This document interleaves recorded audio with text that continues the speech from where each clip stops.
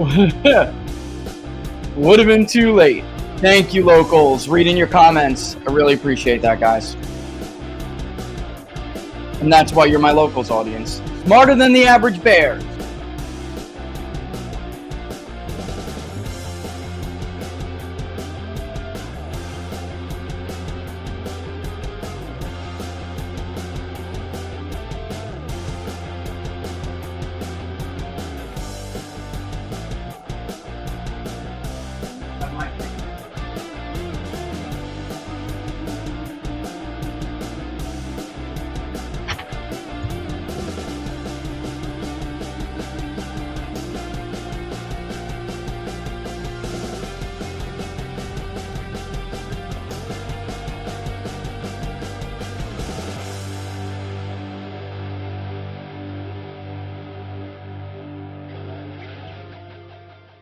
All right, folks, welcome to Inside the Numbers with the People's Pundit. I'm your host, Rich Barris, the People's Pundit. Don't forget, if you like the videos, to like them and share them far and wide. We're everywhere, Getter, YouTube, Rumble, etc., etc., etc. The best place to, and we're even streaming on X now. The best place to follow us if you're really interested in the real conversation, if you're really interested in being able to gain a greater understanding of what is going on in our political environment, in our culture, and everything dealing with public opinion, then the best place to follow me is here, because X is filled with a bunch of wannabes who have hot takes that lead to economic and electoral disasters.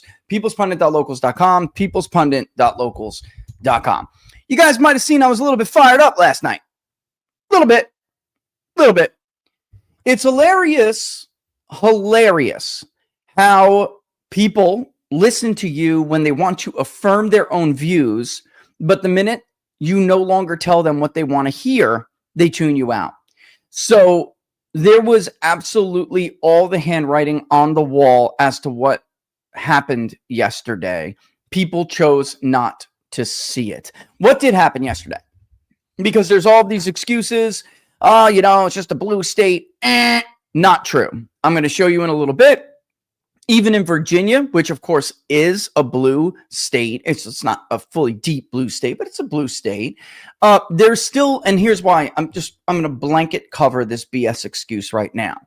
Even in states where you're expected to lose, there are bars of support you're still expected to hit. The Republican Party was wiped out in Virginia. Steve Bannon is not playing around when he says, and I'm sorry because I know a lot of you watching are probably from Virginia, and if you're on the right, you're not going to like this, but it's the truth.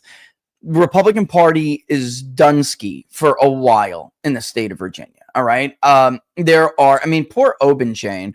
He gets caught up in this. Nobody expected House of Delegate seats like Obenshain's. Chris Parr just wakes up like, whoa, what the hell happened? I've been booted out of the House of Delegates.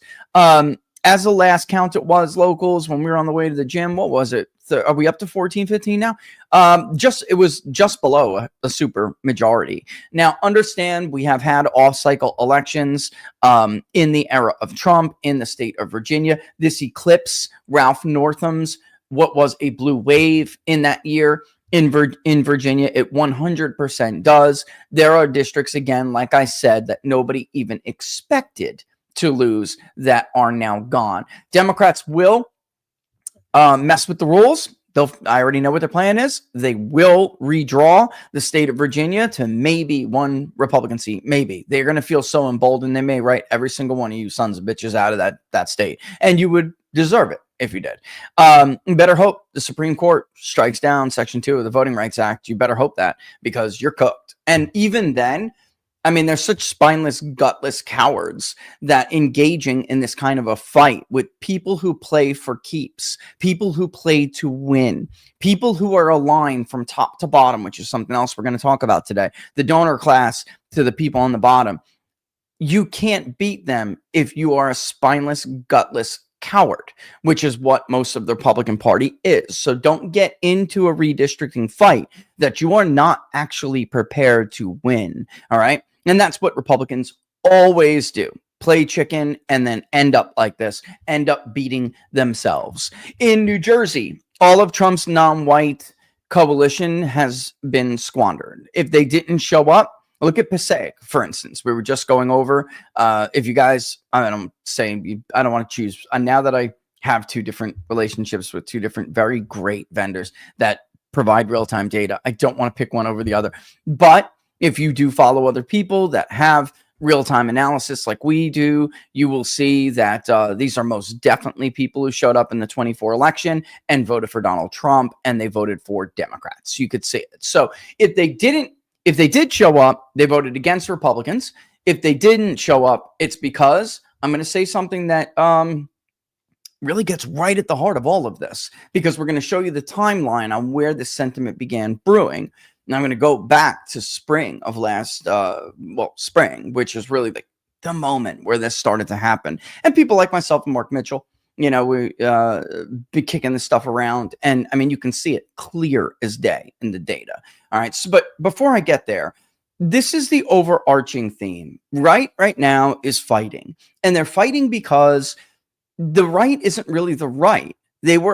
Trump put together this loosely knit coalition of people who have different interests. The Republican Party is different than the Democratic Party in that the people who have money and give the donations and write the big checks don't align with the interest of the vast majority of the voters that make up the Republican coalition, especially under Donald Trump. Because in truth, what are we calling the Republican coalition for? I think I made that very clear on Steve Bannon last night. Republicans don't have a coalition. They are a party of losers, professional, out-of-touch losers who managed the decline of the country forever and did so while they got rich. The country kicked their asses out of power after squandering the peace dividend and causing an economic collapse, or at the very least, to be fair, standing by and watching an economic collapse happen. And it was dead, guys, like Lazarus with the stone rolled in front of the tomb until Donald Trump said, "Get up." All right. It's that, I think it really is that part of this is that simple. And I think a lot of people just seem to forget, you were not popular. Ben Shapiro doesn't earn votes. Mark Levin doesn't persuade anybody. These hot takes from these stupid documentaries that cost hundreds of thousands, if not millions of dollars, don't actually convince a single damn person to vote for a Republican candidate, all right? I'm sorry. Some of these people may be very nice people. I don't care. I'm calling it out. I see it. The Dana Lashes and all the rest of them who are on there today with their stupid arguments that are unbelievably out of touch, because it's one thing to argue something, guys.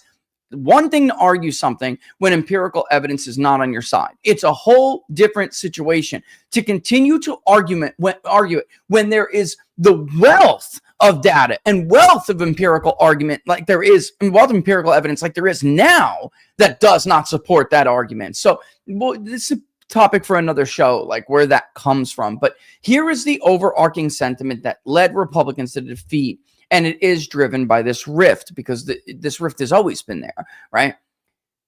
Voters, particularly independents that are very small, truly persuadable, right? And those you need to motivate. If you get them there, they would vote for Republicans, or maybe they're on the left. And if you get them there, they're going to vote for Democrats. Those who made up the winning part of the Trump coalition have lost faith. They think America First is full of shit. They think that because of a slew of reasons that I have put together. But let's begin where it all started. Last night, it really dawned on me how much I miss Charlie Kirk. Everyone processes grief and things different and loss differently. I was talking to Andrew Colvett this morning, and I hope he doesn't mind me bringing this up. And I said this because there are two things that Charlie could do nobody else can do.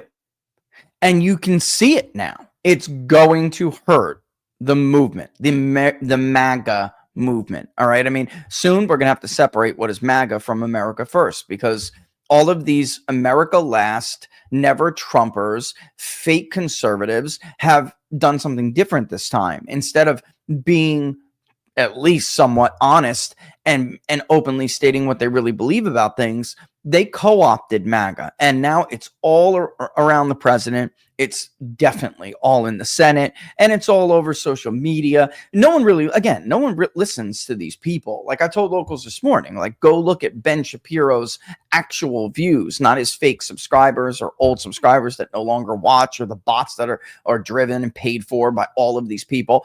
Go look at his actual views and then compare it to Tucker Carlson. Compare it to even, and dare I say, God, Nick Fuentes, who they're making huge, even, well, he was getting big, but even bigger than he was. Go look and you will see the direction of where this country is going. But Charlie understood something. He understood that trajectory. He got it, man. And I know that that's like, number one, I said two things. Number one is that he got it. He understood the nature of the realignment, what it means between, what is that? That means the baseline of the Democratic turnout is going to be higher. It's going to beat you. And there's really only one way to even match that. Off-cycle elections do not have to be like this for Republicans. They're choosing for it to be like this because they're not doing what they said they were going to do.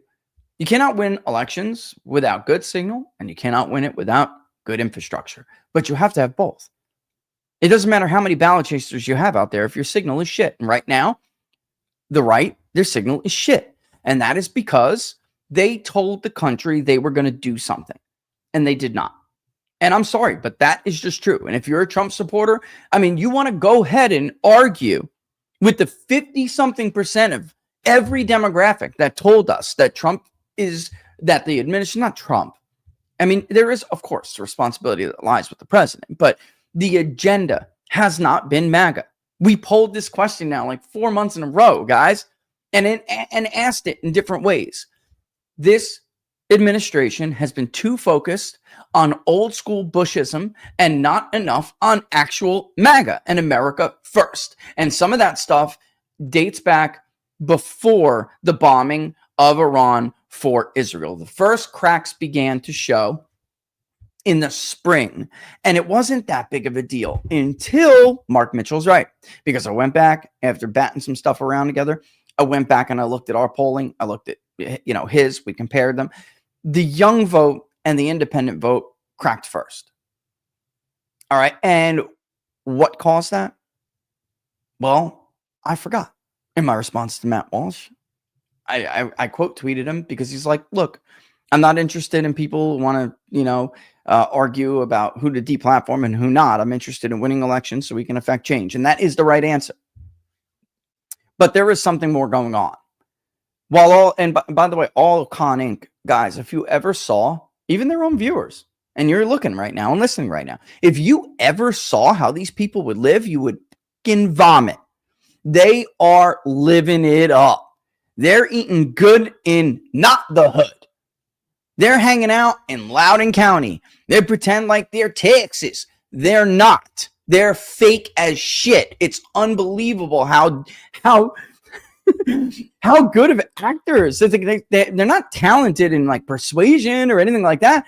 They are talented in pretending to be what they need to be to politically survive and keep afloat. Nobody watches them because they're not successful because people watch them and their ratings are gangbuster. Like we were going over Levin's ratings, for instance. None of the 1835 demographic watches Mark Levin on Life, Liberty, and Levin. Gutfeld actually smokes Mark Levin in that demographic. They all take money from that donor class to make their movies and do their podcasts and push their little corny blogs that nobody reads. They do that with the money they take from the people who don't like you. That's just true. And the difference between that side of the Republican Party has been that they see Donald Trump's presidency as a last chance to affect foreign policies. And we're not going to go, I don't have time to go down that road, but just think about, if you are them, what fear you have for a nation like Israel or Ukraine. Some of them, it's Ukraine for them or whatever. They're neocons. They believe in the primacy of U.S. power to change countries in the U.S.'s image. That is the definition of neoconservatism, right? If everybody was a U.S.-like democracy, we'd all get along. Bullshit. It's not even true, but that's what they believe. And if they're for Israel, for instance, an Israel firster, think about the trepidation they have the next time a Democrat is president. What Bibi did in Gaza is not going to go unanswered by the international community. It's just not. So they're thinking, oh my God, Israel's got this one last chance to do this. Or maybe Lindsey Graham or others who have been working with the Ukrainians closely for years are thinking, oh my God, the like people who still think we're in the Cold War, like those Russia-phobic people. They're like, oh my God, if we poor Kiev, what's going to happen? They look at it as their last chance to get their pet project done before those things happen. Real MAGA, and this is the big difference, which includes all of these young voters, all of these non-white voters, all of these people who have been loosely connected or disenfranchised or disgruntled or just quit on the American dream. They're the larger, much larger share of the Trump coalition. Let's just call it the Trump coalition, as we understand it from who delivered Trump the presidency in 24. They see the Trump presidency very differently. They see it as literally their last chance to fix their own damn country, to make their own damn lives better. And they're pissed. They're super pissed. So pissed, they'd rather sit home and let Democrats Roffle Stomp all over. This started with one of my last interviews with an issue that we discussed in one of my last interviews with Charlie Kirk, which I'm going to play right now in its entirety. Hang tight. Here's Charlie and me. Charlie, well, let me give the backstory first. The polling starts to come out. It looks bad. Trump was riding super high. Everything was going well for the administration and supporters. It looked very good. This is a thing with Charlie Kirk, by the way, that's very different from everybody else. No matter how good the news would be, he would always ask me, but where do we need to improve, Rich? He was a problem solver. Where do we need to improve? What is maybe wrong, right? What isn't good news? Like always, it could be the best news in the world. And not because he was a doomer, but because he wanted to know where the problems were so he could start to address them. He was a very rare individual, ladies and gentlemen, in this game. They're all a bunch of self-righteous, self-aggrandizing, know-it-alls, out of touch. I'll leave it there. That was enough adjectives. We don't need to add any ones that may cause personal injury. Although I'm going to talk about that. I'm sick of being called bad names because I accurately conveyed public opinion. You didn't listen, and now you got your asses kicked. And in this case, the polling comes back. We see the cracks in the Youth Foundation. We see the cracks in the independents. And the number one issue on the number one word, because we'll always ask people to give us some explanations to how they feel the way they do, on the word cloud was Epstein. The second size word was accountability. And we discussed it. And he said, look, I got to get you on the show to talk about this because from his perspective, we love Trump and we want him to see that this is not an op. This is really dangerous for him. This is not an op for him. And then listen to what the end recommendation was, because he basically said, let's take this private conversation in public here. And I'm like, well, I think I was going to the gym or something. And he's like, no, Rich, this is so important. Andrew was like, dude, I'll patch you through on the phone. And that's how we did the interview, because he thought, and he knew. And that's the one thing that made him different than everybody else. I'll get to two in a second. He got it. He really got it. Unlike all of these other people who pretend like they have hot takes and they don't understand shit. Charlie was different. He did. And I'm going to play this from here and go. I could tell you that amongst the younger voters that we represent, that we know better than anybody else, they want action on this. Action, action, action. We say all of this because we want President Trump to be the most popular president in history. We are his greatest, most stalwart defender. Joining us now is Rich Barris. Rich, welcome here. You're on the phone, so we're going to overlay some B-roll. Rich, we want to have you on the program. We're highlighting all of this data that you have because we love Trump, because we care about him. This is not an op from people who hate him. This is his most loyal, fervent, young voters in particular, but of all ages, that they want to bring the intel agencies to heel. And they look at Epstein as a representative of that very same deep state government. Rich Barris, we say that as a prerequisite. What is happening with the polling and the data around the Epstein situation?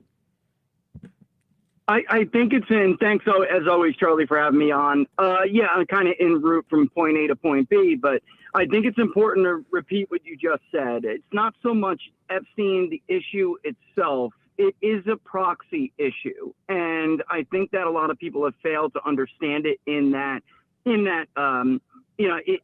space where people see it as a way to hold a ruling class that has been getting away with everything, for years, accountable when they don't. So that included the right.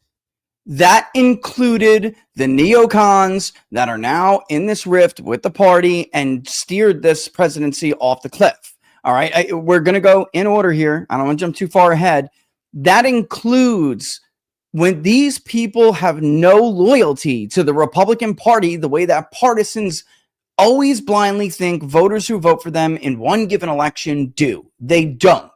Even right-leaning, because it's not smart to call them conservative-leaning, even right-leaning younger voters that Charlie was always talking to, he was very in touch with, he got it, or, these independents that were working class or populist by nature, they didn't have any loyalty, and they just saw Trump as a breaker. They wanted things torn down, and they wanted accountability. It doesn't matter if it came from the right. It doesn't matter if it came from the left. It actually includes a vast portion of the people, in the Trump coalition that are now calling themselves MAGA. Dick Cheney passed away the other day. Nobody cared, ladies and gentlemen. Dick Cheney is viewed by this group as a war criminal who got uber rich off of Halliburton and killed or maimed somewhere in the UN estimates of nearly 1 million innocent people with an unjust war that he pushed. And he was vocal almost to his dying day. Now we find out his daughter, the role that she played in January 6th and everything. So the accountability was huge, and the Epstein issue was viewed as a proxy issue for holding people accountable. And the way this was handled is universally unanimous among the best of us who know how to research and poll and study MAGA, universally considered to be a catastrophe. And some of us at the time were trying to explain, no, this is a big deal. You can't just tell them to shut up and move on. You shouldn't have brought it up to begin with.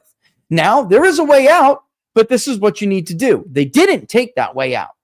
They went a different route, the worst route they could possibly go. But let's continue with the conversation, and we'll get down that. People have to first come to grips with that. It's not just, an issue that's been a partisan issue, Charlie. It's more like a ruling class versus we the little guy kind of an issue. So that's how people see it. Some of the president's most strongest supporters, and supporters, by the way, that he has been able to count on in the past, particularly in 24, that the Republican Party is not.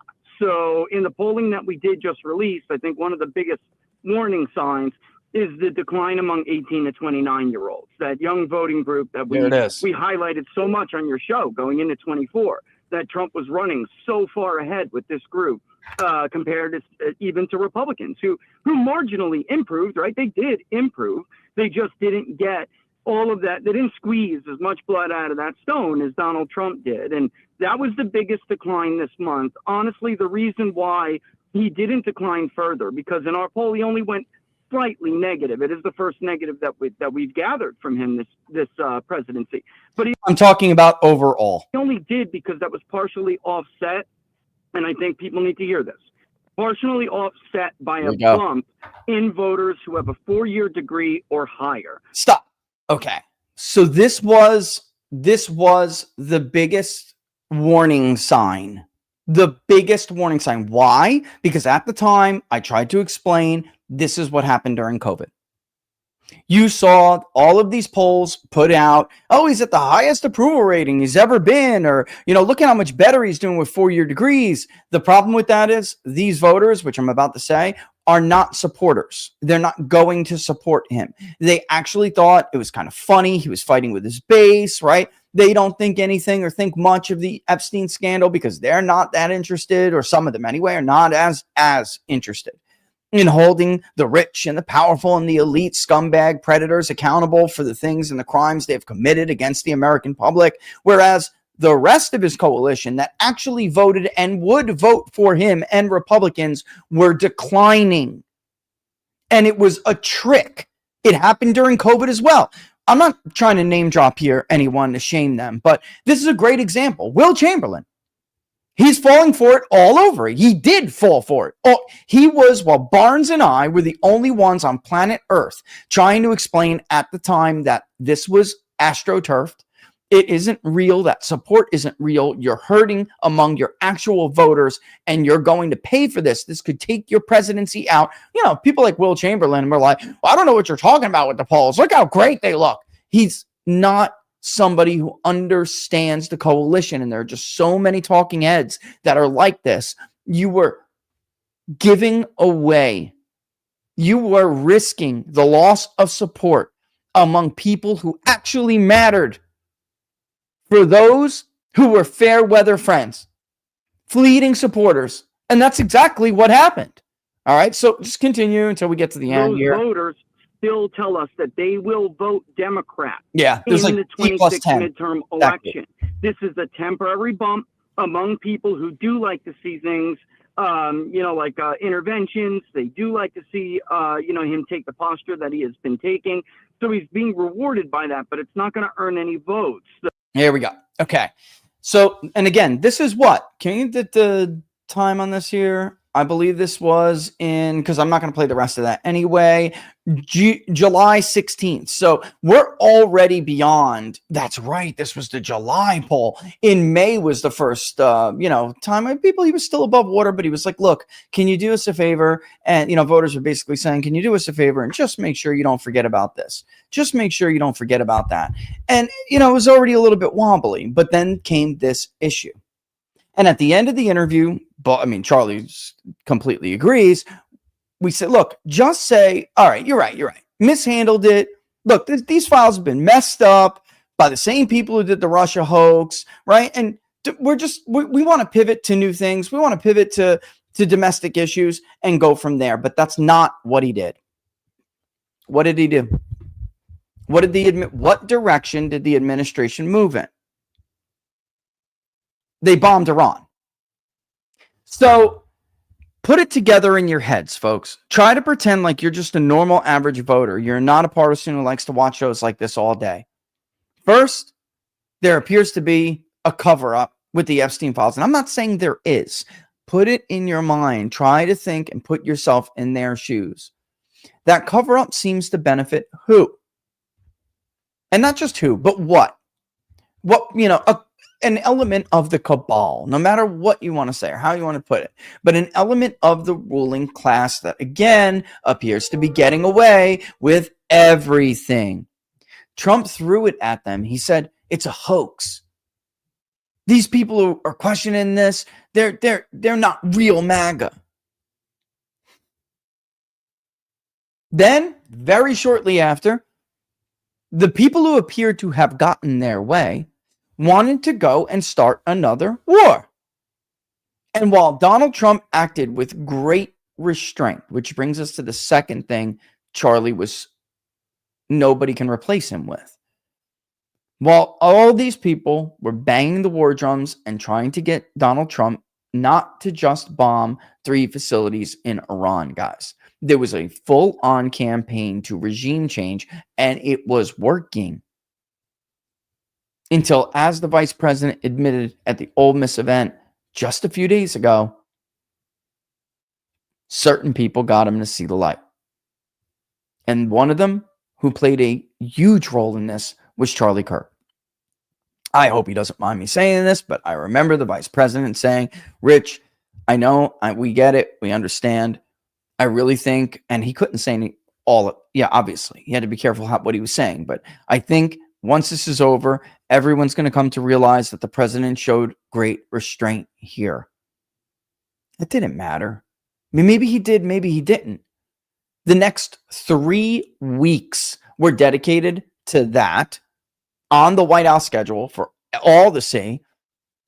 And it hasn't stopped since.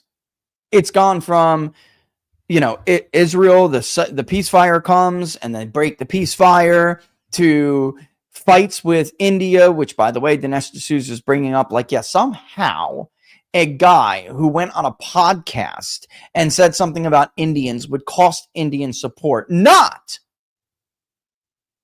I don't call it catastrophic, but not telling India to pound sand during the tariff negotiations and forgetting who our friends were. Sure. I'm sure the podcast had much bigger impact on that. It's lunacy. It borders on absurd. India has always been a friend to America first, and they did not like how I was being treated. Now, that's only one element of it. It's never one thing in politics. I'm sure a ton of them were scared, too, that their SNAP benefits were going to wear out. I'm sure a ton of them were deeply concerned that the government has been shut down longer than it's ever been, and Republicans are too much of a coward, collective coward, to pull the nuclear option and correct it and do what they said they were going to do. Guys, it has been months later since all of that went off the track. This latest poll is just atrocious. I mean, this was all predictable. And let me just show you Pennsylvania real quick, if I can. For the people who say, well, again, I think we're overreacting to some election results in red state. No, that's not the truth. I don't know if he's going to come on or not. I can't even imagine what it's like to be him today, honestly. And I apologize to him for not being able to, him, Obenchain, the rest of them, nothing they could have done could have changed the trajectory of their races. They got swept up in this. They got swept up in people losing faith in the coalition. And they got swept up in it at a time where the realignment was already putting Republican candidates in a vulnerable position during off-cycle elections. Because if you understand the nature of the coalition, like apparently so many around the president do not, you are always going to be in a disadvantage. Jack Citarelli. Tri-state area matters to the race I'm going to talk about right now. Team Jack, even if Donald Trump's own team agreed and wanted to help him, like, I don't know, let's go to Wildwood and have another 100,000 person rally, maybe several of them barnstorm the state, the way that Barack Obama did in the urban areas of New Jersey, which is how they were able to claw back even Trump's urban votes. They didn't meet fire with fire. Had Donald Trump's team even wanted to do that, they would never have gotten a return phone call from Jack Citarelli's team because they made the decision to keep Donald Trump away. I don't know. Look, I'm not trying to piss anybody off here today, but funny thing is, Vish Burra, Matt Gaetz' producer, quote tweeted Dana Lash and said, "How many times did you have Jack Citarelli on the show?" And I chuckled to myself because the truth is, Jack Citarelli didn't want to go on any of those shows. He made a decision to stay away from the actual shows people watch, not even the Con Inc. shows that nobody watches, right? So this is, I don't want to call it like a disease in thinking, but there is this, the Republican thought is stunted, all right? They have been 10 years into a movement that still so many with the money don't understand. And I don't know how a movement continues like that if after 10 years you still don't get it. Saying something like that, like, oh, no, we got to be careful. We don't, juice Democratic turnout, tells me everything that I need to know about whether or not you understand the coalition, like the nature of it. not even their desires, what they vote on, what motivates them. None of that. Forget about the intricacies. We don't even need to get that granular right away. You don't understand the fundamental nature of the realignment. After 10 years? Wow. When they call Barack Obama in a blue state, they're concerned. They know that they just cannot leave it up to chance, and it's time to kick in the motivation game. And they did that right at a time when Republican signal was awful. And Republicans did not match that effort, and they went down. Unfortunately, the signal carried so many others with them. And this is going to shoot to hell, this idea that it's a blue state thing, which even JD talks about. I'll bring it up in a second. Is Pennsylvania a blue state? Should it be? I thought Pennsylvania was going to be the next Ohio. Voter registrations. Look at our voter registrations. And of course, for those of you who have followed me for years, you know, of course, that voter registration is very, very important. But it doesn't matter how many ballot chasers you have out there if your message sucks. Locals, earlier on the little stream we did in the car, do you remember me bringing up, maybe I reminded you, the voter that we interviewed in Philadelphia during our final polling in Pennsylvania? 3 times. 3 times. He was knocked by the Biden COVID infrastructure, trying to get him to cast his mail-in ballot. He was knocked on by not David Plouffe, the other guy who went there, parachuted in. They tried to get Obama's old machine fired back up for Harris. He was knocked 3 times in a weekend, asking him to turn in his ballot, but he refused to do it. And he said, and they better not turn my ballot in either for me, thinking I'm not going to track it because I'll know. This was a black voter in Philadelphia, was super pissed off that he was lied to about Joe Biden being demented, being senile. Didn't matter how many knockers they had, they were not going to get the vote out because her message was horrible. She was a horrible candidate. Voters were pissed off that they were lied to, which gave them the Biden years, which were 4 very tough years when they had a good economy under Donald Trump, when they had peace abroad under Donald Trump. Not what they're getting now, by the way, which is we're going to bomb Venezuela. We're going to save Christians over here.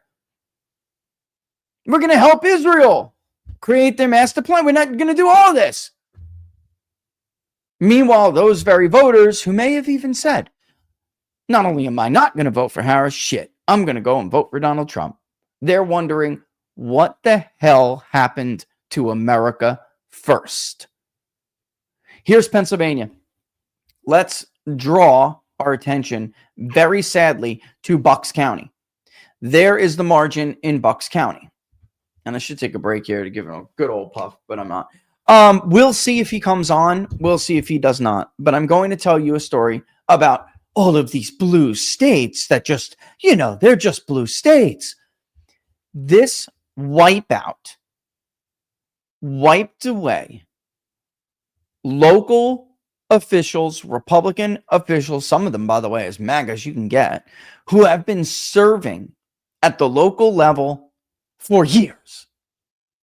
Paul Caldarello is the supervisor of Buckingham Township in Bucks County, which, again, I don't even know how many years Paul's managed to pull this off.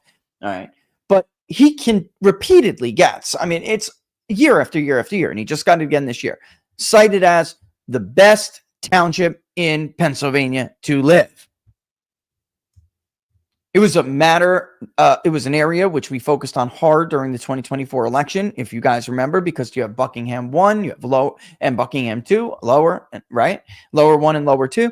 And the difference between those demographics were huge. You had a lot of working class people in one of the precincts, not districts. You had one working class Hispanic, Poles, Italian, and that was something that was thought to have been much more friendly to Donald Trump. And then in 2, you had like the executives to Merck. They lived there. And Paul had been doing an incredible job keeping Buckingham Township at the top of that list every year. It's a beautiful place, folks. He got smoked last night. He raised the most money he ever raised. He spent it extremely well. Their spending, it was very wise. He reached across party lines. All right. Nothing he could have done, nothing was going to stop him from losing. Only Anne survived over there, by the way, which is incredible. And she has the easiest seat, but it was still considered a very red race. It shouldn't have ever come down to, even in an election, when you lose, it's still, these are seats where you expect to hold. She survived. He did not. None of them did. They're wiped, guys. Wiped. By the way, these are fanatics who won these races, and they're going to destroy Bucks County. Destroy it. You know what? I'm hoping he's going to be able to join us because I really, really would love it. I really would. Did I give him the wrong thing? Man, hold on one second. Let me just give me 1 second without Laura present. There we go. I may have given him the wrong one. I hope not. But I'll see him pop when he does. And he can tell you the story about the campaign and how it went. Paul is a huge believer in early vote turnout. He has done incredible work in the past. None of this mattered.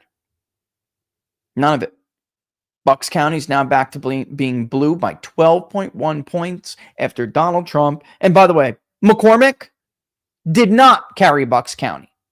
The only reason he was able to win, despite losing Bucks County and Northampton, both of which Donald Trump carried, 17.8 points in Northampton. Holy shit, that's a disaster. The only way that McCormick was able to hold on is because of some of Trump's turnout everywhere else. He was able to drag McCormick over the finish line, and he couldn't do it for others in the neocon wing, like CIA Mike Rogers in Michigan. We've been over this so many times. Go look at the results in California. All of those working class Central Valley Hispanics, which Trump was already humiliating Republican congressional candidates among, because they ran, even in their own hometowns, they ran behind Donald Trump. Those are completely gone now. So the idea that this is just a blue state, or it was just a low propensity election, that's bullshit. When you lose, even in a bad election cycle, you are still expected to maintain like minimum standards, like Obenchain and so many others that we went over last night. It's all on my Twitter feed, guys, because I'm over here calling races like this district's gone, that district's gone, this district's gone. This was not just about blue races. This was an absolute shellacking. I should look and see what Obenchain's race ended with, but look, Paul Mildy wrecked Virginia 64. Oh my God, unbelievable. That's a huge upset. Bobby Orrick, another huge upset in Virginia 66. Democrats flipped in Virginia. Democrats flipped basically every House of Delegates seat that is like mathematically possible to flip. Some of them were not thought possible in the sense of, no, this is what kind of district it is, and it's super red and it's competitive. Never. This was not the excuses. The excuses, if you believe them, you're just wrong, but it's also kind of stupid to just believe them at this point. So, again, is the damage to Pennsylvania as bad as it is to Virginia? Yeah, it is. It is. Long-term damage was done last night to the Republican Party in these states. Long-term damage. To the point now where the people who are state government officials, local government officials, they don't even know where to start. Things will be so difficult because of the breadth of this defeat. It's, look, it's the nature of people to want to look for the positive in things and to like they want people to pat themselves on the top of the head and say good job, or pat themselves on the butt and say don't worry Mikey, it's going to be okay. It's not. This was a huge defeat. You know what? We have Paul. I don't care what the picture looks like. I just want to get him in here and talk about what happened here last night in Pennsylvania. All right. Paul, don't even worry. I mean, you want to do the green screen? I don't even care if you do. But brother, welcome to Inside the Numbers, man. I don't care about technical difficulties or whatever. I mean, tell us what you faced and what you think was going on with the voters last night. I guess tell us too about all over, not just your race, but tell everybody what happened. I'm still trying to grasp it. Yeah. I've been in politics a long time, elected politics, and I've never seen anything like it. It was literally insane. And we're talking, and Rich, you know my township very well. You know me very well. There have been times when we had our waves and Buckingham still won, through lots of hard work and our voters knew about our township. Like literally, we were just ranked the best township in the county. We are every year. AAA bond rated, only 3 municipalities in all of Pennsylvania. Second lowest taxes in Bucks County for a town, not school board. And the lowest one doesn't even have a police department. We do. We're ranked the safest township in the state. 6,600 acres of preserved open space. I mean, you can go on and on. And even that couldn't stop it. It was amazing. Everybody got wiped out with very few exceptions of either no one ran against them or their numbers of Republicans were just so great that you couldn't, Democrats couldn't overcome it. But in Central Bucks, where I am, it was just a blowout. Like tax collectors lost, and they're very popular positions because people talk to them all the time. Fortunately, my wife has been doing it a long time, and she's very well liked in the community. And they view it as it's a very rare position they view as nonpartisan. Yeah. But I could not overcome the tsunami, and I had a record. And honestly, you always have those people that don't like you. They don't like the decision you make, yada, yada, yada. So I'm always going to have that. Everybody is. But everybody, like I had lots of Democrats also that were supporting me. So it wasn't all, but it wasn't enough. We don't have the numbers yet, Rich. So maybe in a couple weeks, sometimes they take up to 30 days. Yeah. I'll do analysis. And if you want me on again, we can really look at it. But nothing could stop the tsunami. There's nothing I could have done. I believe we ran the best race ever in Buckingham. We raised the most amount of money. But on the other side of that coin, it was the most nasty against me. Making stuff up, saying I did things when I didn't, attacking my wife, making fun of my eye disability, you name it, it happened.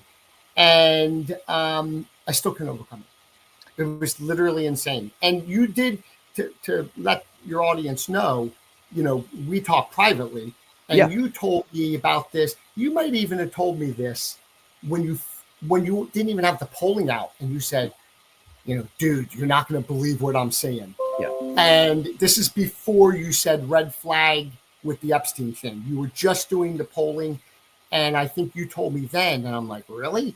And to be honest with you, I was not discounting you at all. I just didn't know it was going to hit Buckingham. And to let people know, if you didn't have an election up yet, heed Rich's warning. I don't care how red your place is. I don't care how many Democrats are going to be supporting you. It won't be enough. And the independents are not with us right now. No. And Rich, if I can say one more thing. Sure. When it comes to Buckingham, me and my wife, but me in a more political position, I do not allow state and national politics to govern Buckingham.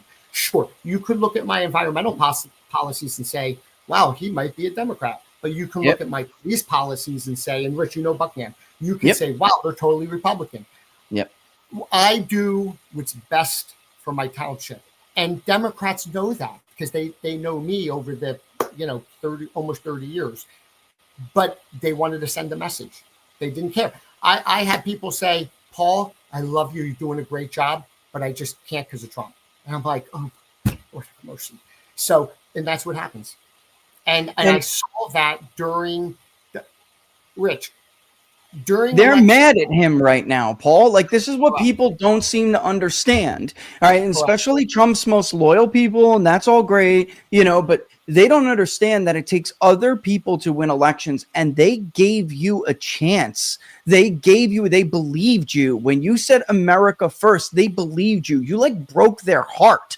And so when you are, look, there's no nice way to put it. I know, I always piss off, I always managed to piss off someone and certain people because she just doesn't understand. I won't shut up and don't you see how good it is? And it's like, you don't speak to people every day. Like I speak to people and I know your area very well. He blew both of us away on how he did in both 1 and 2. Do you remember that in lower 1 and lower 2? And you and I were looking at it and oh my God, and we were comparing the numbers from 20 and it's like, those voters, especially those independents, they voted for Biden and they gave him their vote because they believed it, Paul. And when you don't come through on what you promised, you get punished. And unfortunately, you get punished and so do other people. Like you ran that place like a well-oiled machine, Paul. Honestly, I just want to tell you this because losing sucks, and I know it does. And you have been vested. You have been a public servant for a long time, and you're really one of the good ones. So I just want you to know, there's nothing you could have done. You just got caught up and swept away.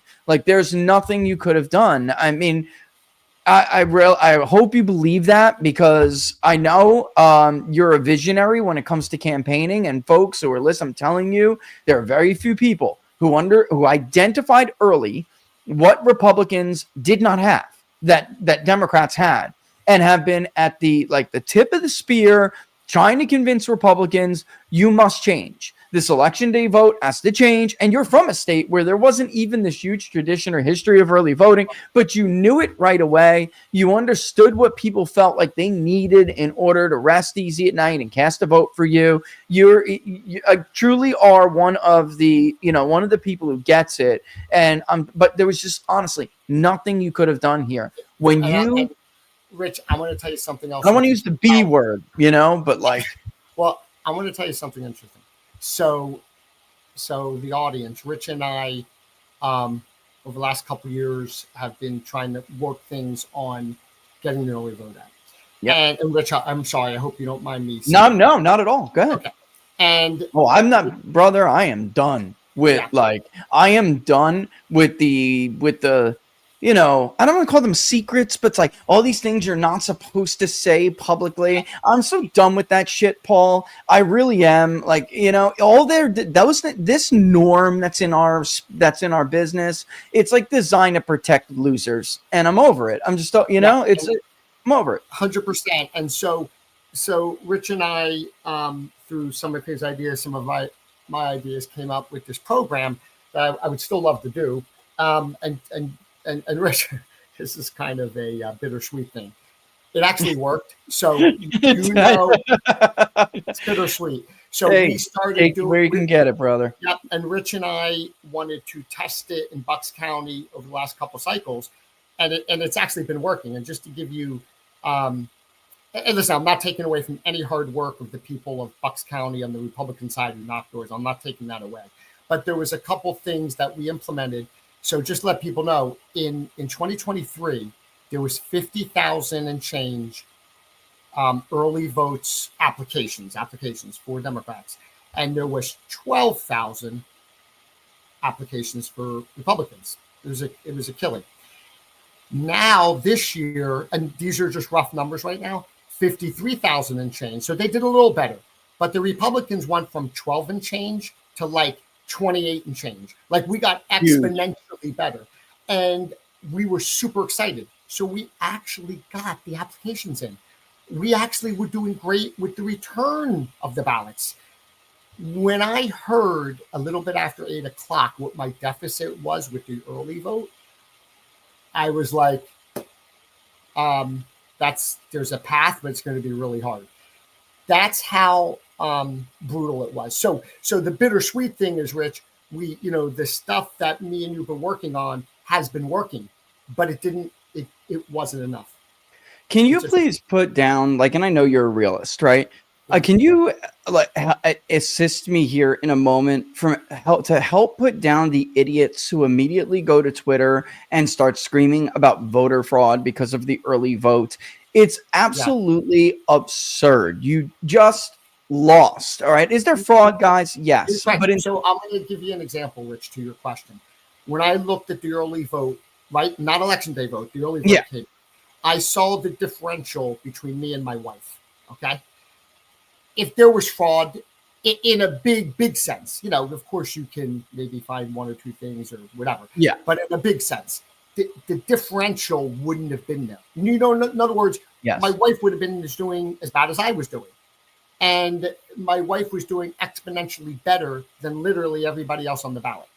Okay. And again, she's well liked. It's her position. She's really, it's a non-political position, but she does a fantastic job at it. And when it's a different position for sure. It's a different position, 100% for sure. But she does a great job. I go door to door. People say, "Oh yeah, your wife helped me 2 years ago," and they remember it. But when I looked at that differential, and then I'm hearing, and I know the people you're talking about because I read them today. I'm just like, I just don't see it. Like, why didn't they make Ann's numbers bad? And then the neighboring New Jersey in the tri-state area to claim, because that you know who I'm talking about. I mean, you get the Emerald Robinsons and the rest of them who come out and do this every single election cycle, and they just never understood. Then what happened in 24, Paul? Then what happened in 20? Because again, we have always never said that there isn't fraud. We have always just said that one, if you give people the message that the infrastructure can seize on, you can definitely make it too big to rip. This is a game about motivation, and the numbers are sufficient where they can't steal it from you if you just do your damn job.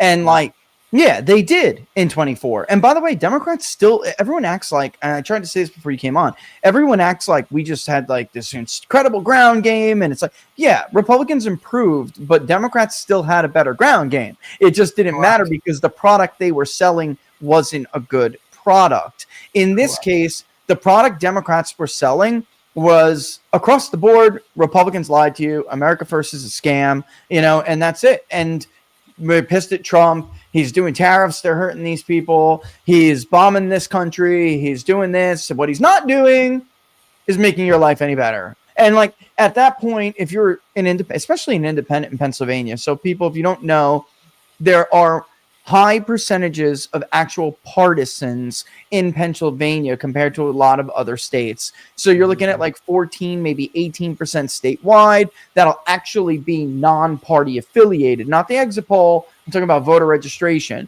So if you are a true independent and you are persuaded by this message, if you go and vote, you're definitely going to go vote against the Republican up and down the ballot. You are. And that's what people don't understand. You do. You always did that. Yes, there still is a persuasion element to this game, but this is now all about motivation. And, you don't use the tools in your bag and you have the losing message. It could end up getting very ugly. And this is what happened. I mean, look, Paul, he's negative 30 within our independents in our polling right now. Negative 30, bro. I mean, and I'm talking 60% disapprove, strongly is 48 or something, and approve is 30%. I mean, you're just gonna get wiped out. That's all right. But show's almost over anyway. It doesn't matter. Okay. You want to add some closing thoughts, man? But I do. Take that to heart. I really do hope you do take that to heart because I'm telling you, there's nothing you could have done, bro. I understand that, and even if I took away X amount of votes for people that didn't like me personally, it still wouldn't have made a difference. It was just, and I'll tell you this, I was going to share with you that I had listen, I have a lot of 1960s Democrats, and I mean that in the good sense of the term, where they were totally voting for me, right? Because they see the work, so I'm not casting aspersions on it, but it wasn't enough. So where I think fraud could come in at, if you want to call it fraud, is I think a lot of the households that were motivated did all their children's ballots. Okay. And when you're like, that could be hundreds and hundreds of ballots. So, if you want to say that's fraud, where they're getting the application in Norway College and they're doing it, so be it. But that probably plays a lot into it. But there was a woman, and Rich, you love to give these anecdotal things, like you talk to people in a poll, and she came up there. She's like, I love Buckingham. You're doing a great job, but maybe when Trump's out of there, I can go back to voting for you. And she was a Democrat. And see, though, too, if you don't match that with the lower propensity vote, that, like, I don't know what to say, because I know those people. We know those people, and I'm actually not surprised that, like, certain women did do better, because I really do think there's a problem with white men right now among certain people. I think they view, I don't want to like sound the victim card here, Paul, but I do think it's not as easy to be a white man in politics right now as people think. It's just not. I mean, 100%, but we had 2 judge candidates that were women. And yeah, that's true. They got a judge candidate, Buckingham, that women, they got wiped out. I mean, more on like a little bit of a local level kind of thing. But like, no, those judge candidates were going to get creamed, because a big part of this, in my opinion, and your senator is a great example of this. I know for a fact that John Fetterman has told a personal friend of mine, all right, he would have left the Democratic Party if it wasn't for the neocon wing still being so prevalent and still being in the Senate.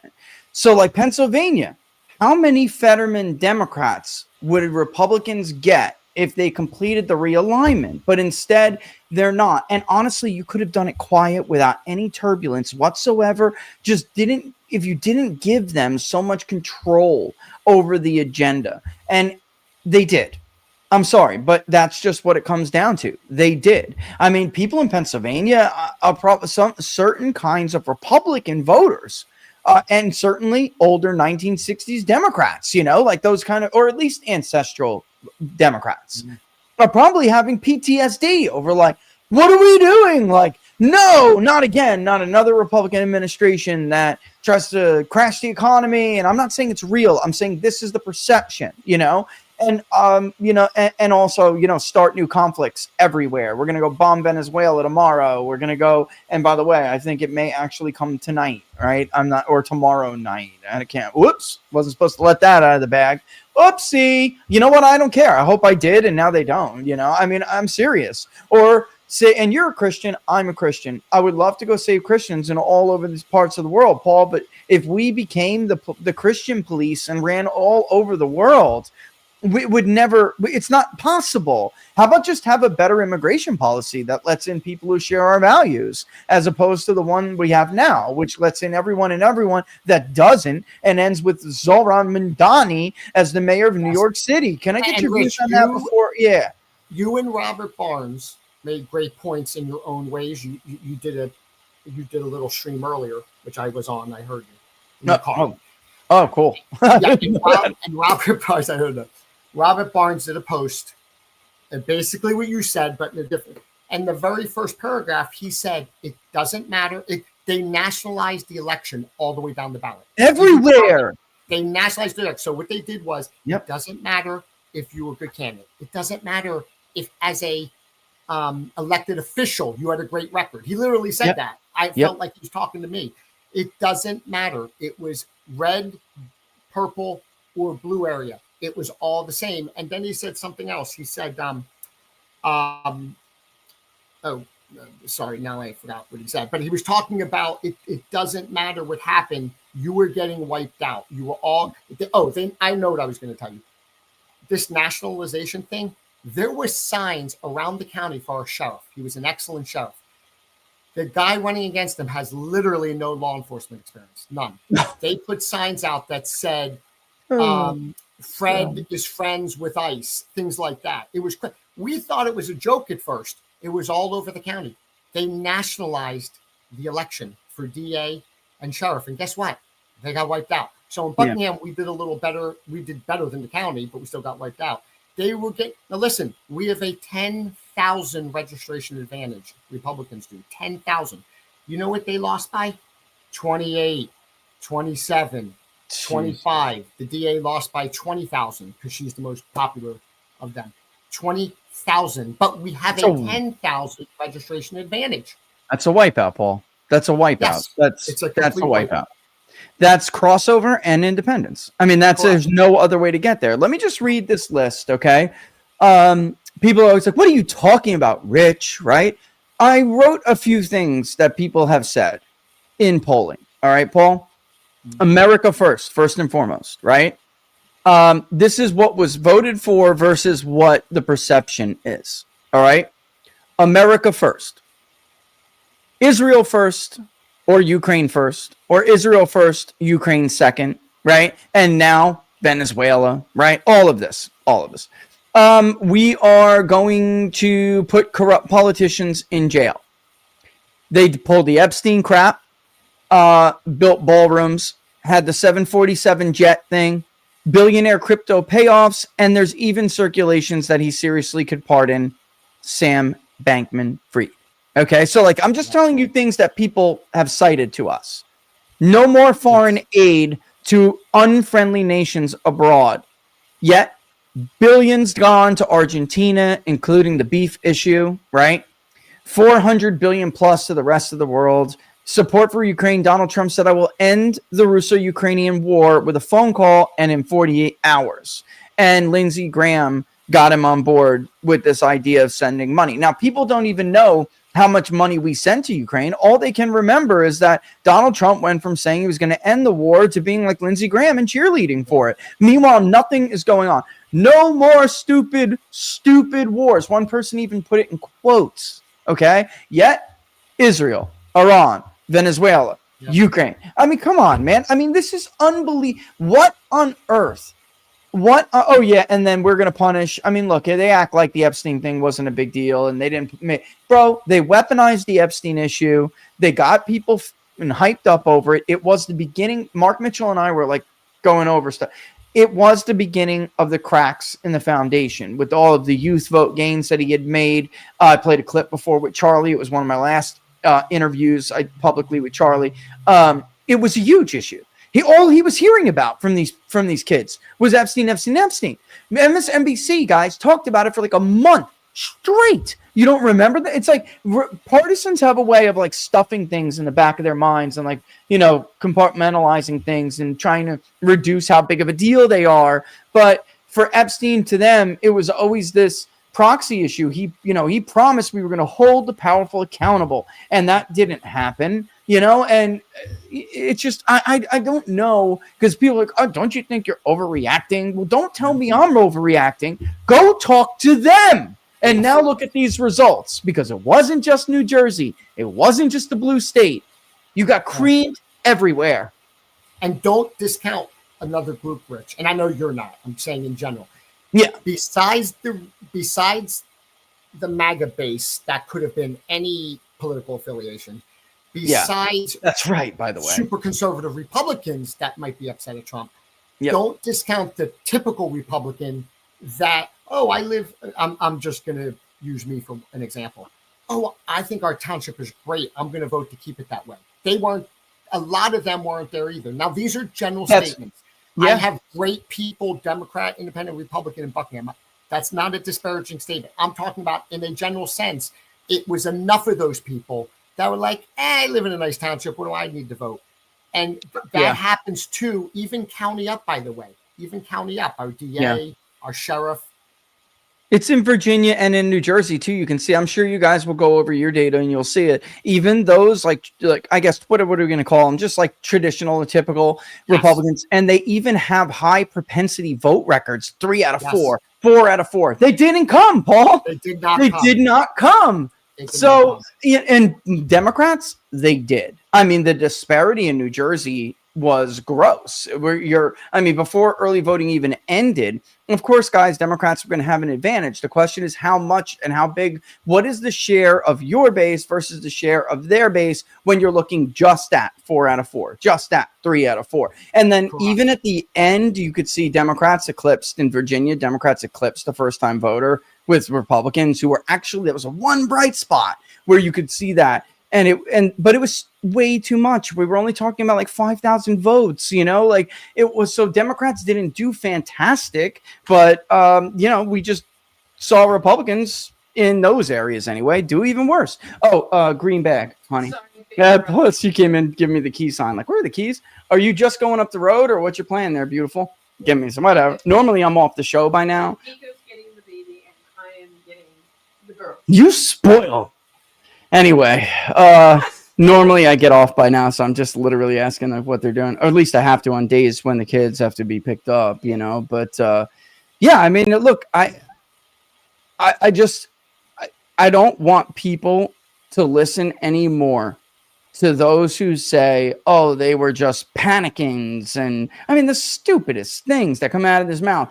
At this point now, so many people should just be embarrassed so badly, humiliated so badly that they should just be quiet for a little while, because this is not. I mean, Paul, you just said in the beginning of the interview, you've been around for red waves, you've been around for blue waves, you've been around for this, and you survived them. There's a baseline expectation of performance, even in a wave that goes against you.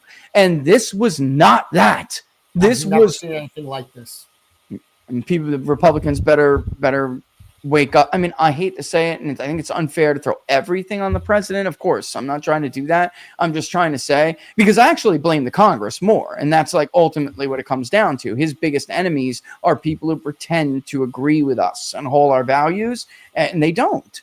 So then, like, it leads to the American public saying, well, I guess they got Trump. They got him pinned down, and that's it. And they get mad at Trump for allowing that to happen. And we just end up in this, like, cycle of complacency and this, like, lost faith feeling. Well, it's also, my opponent had his county party totally help him with and stuff. Yeah. We were on Jersey, same thing. Yeah. And so they coalesced together, and for some reason, for good reasons or for bad reasons, we didn't. And so, we were, we were on our own. So listen, it's a tough pill to swallow. It is what it is. You got to move forward in life, and we'll just take it from here. I mean, I know one thing. I do know one thing, Rich, just to help you close out here, because people hear you. You're very passionate like me. We're Italian. We get very passionate. But people might not know this about you, but you're also an optimist. So when Trump won and we were saying, oh my gosh, the Democrats took the lowest approval rating ever, I never, and you didn't either, ever take stock in that. That's ridiculous. They said the same thing when Obama won. Republicans won't win for 50 years. It's all a psych job. It's all a grift. Of course, that's not true. This will be the same thing, but we don't want it to last 10 years. I'd rather it last 1 or 2 years. Yeah. But if we don't reverse it somehow, this is going to be an issue for a little bit. Look, and I'll say this before I let you go, Paul, but, I'm sure this isn't the last or, then we'll see of you and what you're going to do. But you served Buckingham honorably and well. You just did a great job, and they're better for it. You don't have to repeat this, but I am. I am a big believer in Jefferson when he said, the government you elect is the government you deserve. And sometimes that's what it takes to have that correction that you're talking about. There have been elections where Democrats thought they were done, in the doldrums. I remember after 2004, I mean, I'm getting old, I'm dating myself. Bush and Republicans had won like every excerpt in the country. And Democrats thought they were cooked and they were finished. 4 years later, Obama stomped. Well, not just Obama. 2 years later, in 06. Yeah, 2 years later. You're right. I'm forgetting about the midterms. And remember, Gephardt and Daschle were doing an interview, and they were totally down and out. I don't know if you remember that interview. They did that night. Russert. Down and out. Wasn't that with Russert? It might have been. Daschle was like, they looked like they were crying together, and they're like, and Paul, what's his name? Paul starts with a B, I think, was also on that night, and he was like, look, this is bad. I'm not going to sugarcoat it. Yes. This is really, really bad. We're in the wilderness, and we're going to have to. I'll tell you this. This is how bad this was. Listen to this. So Rich just said, "You get the government you deserve." 2 years ago, we lost Central Bucks School Board, right? Yeah. Badly. And Rich, you know all about that. Yeah. And so what happens? So in 2019, one of the candidates won by 3 votes. What do you get for having someone win by 3 votes? We got an 11%. And we're talking a huge tax because it's school board. An 11% tax increase in 12 months. And guess what happened? Guess what happened last night? They elected all the Democrats again. And now? Or the same people. Yep. And they will, unfortunately, there's a price for it. New York City is going to pay a price. New Jersey has been paying a price. They'll continue. And those prices, when they're that steep, and then that it leads to the pendulum swinging back. The real trick, though, Paul, and I think this is where Republicans have to, they're going to have to learn this real soon, or else they're just going to lose. The real trick is that in between, you have to make advancements that are greater than your opposition's advancements when the pendulum swings to their direction. And this is where the left is beating the right, ultimately. They make bigger advances. Everything Trump has done, guys, I hate to break your hearts, but basically everything that Donald Trump has done will be wiped away by the next Democratic president with the stroke of a pen, the same way that Joe Biden has wiped away Donald Trump's first legacy already. That is good. There's nothing long-lasting there. There's nothing of a legacy item, like, for instance, Obamacare. All right, there's nothing. He could right now today, and not just him, because I know he would do it. I'm sure he would. But the Republicans could right now nuke the filibuster and go after Big Pharma and tell Big Pharma that they are no longer exempt from paying penalties or being held accountable for vaccine injuries. It would be. We polled this recently.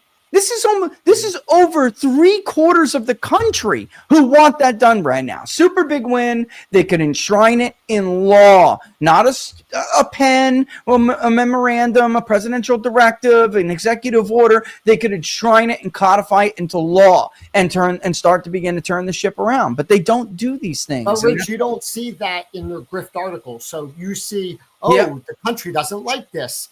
It's not true. And listen, my opponent was here for 4 years in California. I've been here for almost 30 years. I would go door to door. Oh yeah, my son, I coached your son in baseball. Like, it didn't matter what party they were from. I couldn't even overcome that. That's how of a sweeping, crazy thing this was. Californian comes in, moves into your township. They know you for decades. You've always been reelected. You've had some tough races in the past, Paul. I know. 24 years. 24 years as auditor and then supervisor. 24 years. That's what happens. Again, I really do believe this. It's not that I believe it. I'm telling people this is what happened. You have made people feel like you broke your promises. You made people feel like you conned them. All right. Or at the very least, maybe you had started good and your intentions were good, but then you got in there and just messed it up, and everyone paid a price for it. And maybe if Trump would have been more active and out there and helped, it would have made difference in some. But the whole ship has to be righted. and turned around, or else the whole ship's going down together. And that's Well, it. That's all, guys. I'm going to end it there. Thanks, Paul. I appreciate you jumping. I know, it's a shitty day for you. And I'm sorry, I'm sorry again for, you did a lot for that. I'm telling you, there's nothing you could have done. But I appreciate you taking the time to come on today and talk about it. I It appreciate hasn't even it, been Rich. 24 hours. Yeah, you're a good friend. People really don't heed you enough. It doesn't mean you're always 100% on the right, but you know what? You're always in the arena. Even if you're not on the dot, you're always in the arena. Yeah. And I'll take it.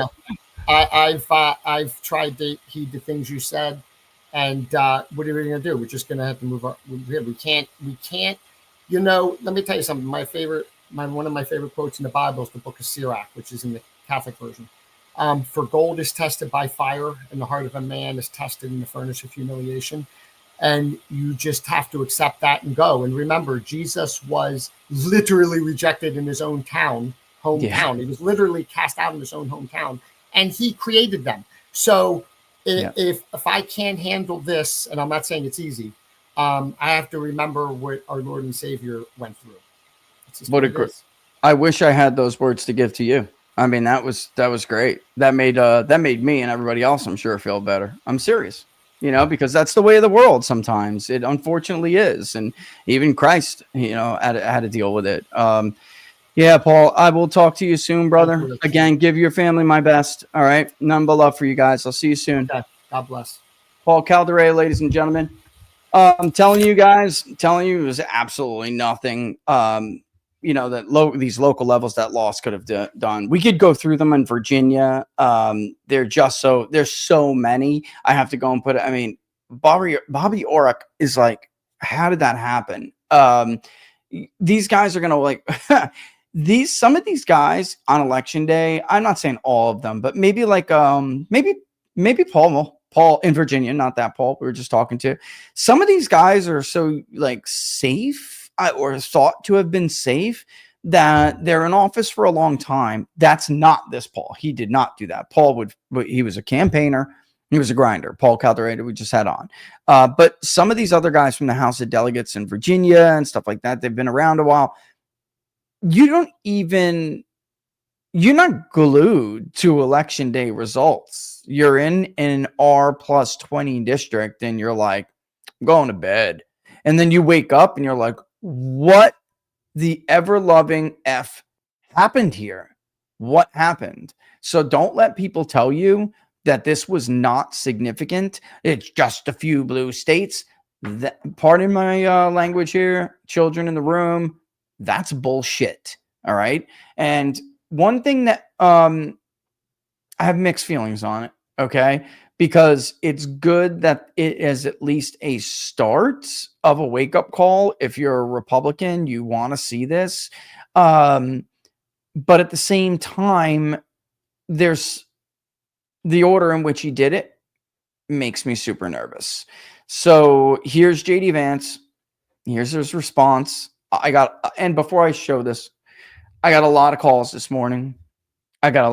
There is, I would say, most people who are asking, oh boy, I guess we should have listened. What do we do now? That's most people. There are still some who refuse to understand. Guys, I don't know if it's denial. I don't know if it's arrogance. I don't know if it's stupidity. I don't know if it's ignorance, which is different. Ignorance suggests you just don't have enough information, but if you did, you wouldn't be that stupid. Stupid is you have all the information you need, and yet you still are stupid. And did I say denial? Could be denial. Maybe a blend of or all of these things. Some is just dishonesty, though. And some of the people who have created this problem, who contributed to this environment, forget about just not listening. They actively contributed to this environment. They're selfish people who robbed your best chance at getting what you voted for in 2024. We have to start separating those people, because that comes down to who funds them, who gives them money, because the people who fund them have an objective. They're not giving this idiot all of this money to scream into a microphone without the expectation that when the time comes, he advocates for their issues or issues. All right. And that's ultimately the big problem in the Republican Party, and that you will not see in the Democratic Party. They're top down. Their donors are just as fanatic as their, average voter. They are. Republicans are nothing. Their donor base is not like the average voter. And I don't mean that in a good way. Like they're just not fanatical like the average voter. No, they're liars. And they're dishonest. And they sow division. And they morph like chameleons to try to trick you. And that leads to these fights. It's the way that it's the nature of the presidency. Who's got the presidency here at what time? What faction in the White House is getting the president or distracting him and or convincing him to do a certain thing? And then the president gets isolated. And President Trump, you are isolated right now. You are. They have effectively isolated you. And let me explain this to you too. Let me just say this to the president before I pop this up on the screen. Because I know the president now is understanding what happened here. I hit as far as I can tell. The next time you want to go to New Jersey and talk to the people of New Jersey, just do it. It doesn't matter what your advisors or Jack Citarelli's advisors have to say about it. You're the man. You can do whatever the fuck you want. Just do it. If you don't want to bomb a country, don't bomb it. You're the man. Do whatever it is you want to do. So whatever direction you're going to take yourself in, and the administration in, and the party in, because you are the leader of this party. Whatever direction you're going to take, don't forget the people of Pennsylvania that voted for you 2 out of 3 times, 3 out of 3 if we're both not effing around here. They voted for you 3 times, 2 officially. Don't forget them, because they just took your party and kicked their asses out all over the place. You should listen to them, not the people sitting next to you who want something from you. They don't give 2 shits what happens to you or your legacy when you're gone, or your voters, for that matter. Here's JD Vance, what he had to say. Look at Cernovich. He's just not. Cernovich is obviously so mad. I see him under every and good. I'm not saying that in a bad way at all. Good. I'm glad he is. Like, I want people, and you could be mad at Cernovich for originally supporting DeSantis if you're a Trump supporter, whatever. Cernovich was never Trump, like all these losers are who have wrecked your presidency.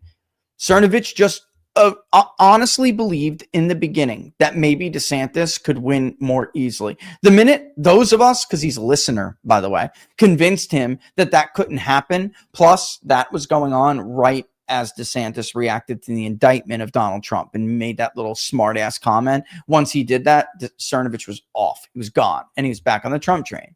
And he vacillates, sure. But he's mad right now because he was right. I think it's idiotic to overreact to a couple of elections in blue states. But a few things. First of all, with all due respect, JD, it's not idiotic. You're not overreacting at all. This was a monumental defeat. Like, I will say this again for everybody listening. There is a minimum bar that you are expected to perform, even in a red wave if you are a Democrat, or a blue wave if you are a Republican. We just had a man on who's been in office for over 2 decades. He's seen the highest of red waves and the highest of blue waves, and he has managed to survive them all, except for last fucking night where he got knocked out. 1. Scott Pressler, TPUSA, and a bunch of others have been working hard to register voters. I said it in 22, and I've said it repeatedly since. Our coalition is lower propensity, and that means we have to do it better. We have to do better at turning out voters than we have in the past. That's great. Here's the problem with it. First and foremost, that should be bullet point number 2, JD, not bullet point number 1. And I'm going to tell you why in a second, because your message, everything's just all over the place. It doesn't matter how many ballot chasers you have to turn out people if the people you go and knock on their doors want to spit in your face because they think MAGA lied to them. You ever knock on a door in politics? That's another big part of this. So many of these hot take people have never actually been involved in this game. They've never knocked on neighborhood doors. And if they have, it's always been in some like affluent white suburb where they feel safe. They've never gone to like these voters that Donald Trump wins that they can't win. You know, I mean, I'm going down multiple stairs of problems here, but let's just stick with what he said first. The donors that we are talking about, they don't want to give money to TPUSA for this. Do you know how much Charlie Kirk had to go through to get what he got? And that's why he wasn't all over the place. He was in Arizona and Pennsylvania. That was not his original plan. He wanted more of Wisconsin, which, by the way, they did try to help with in last year's election in Wisconsin, where Republicans got smoked, even though Charlie didn't want to. I'm going to stop. Charlie was smart enough to know when Republicans were going to screw things up and when he wasn't. So, like, I mean, if you're, I'm not going to tell those stories, but I'll leave it to the Turning Point to divulge that stuff.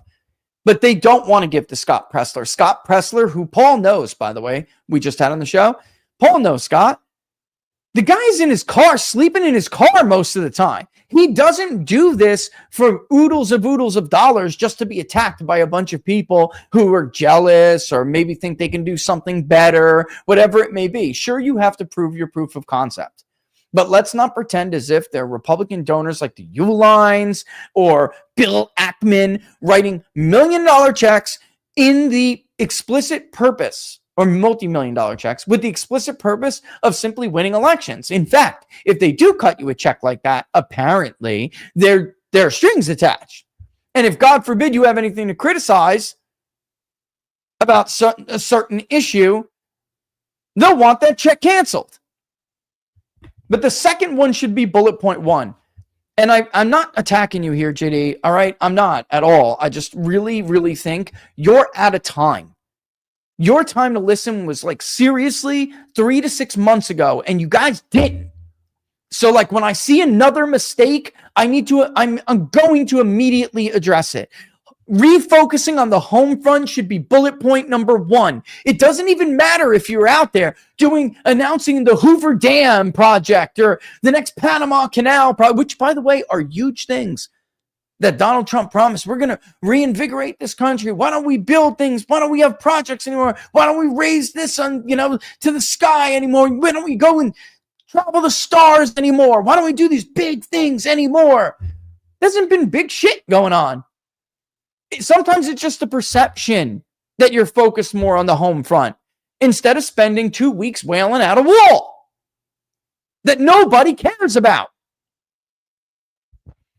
The president has done a lot already that has paid off in lower interest rates and lower inflation, and that is true.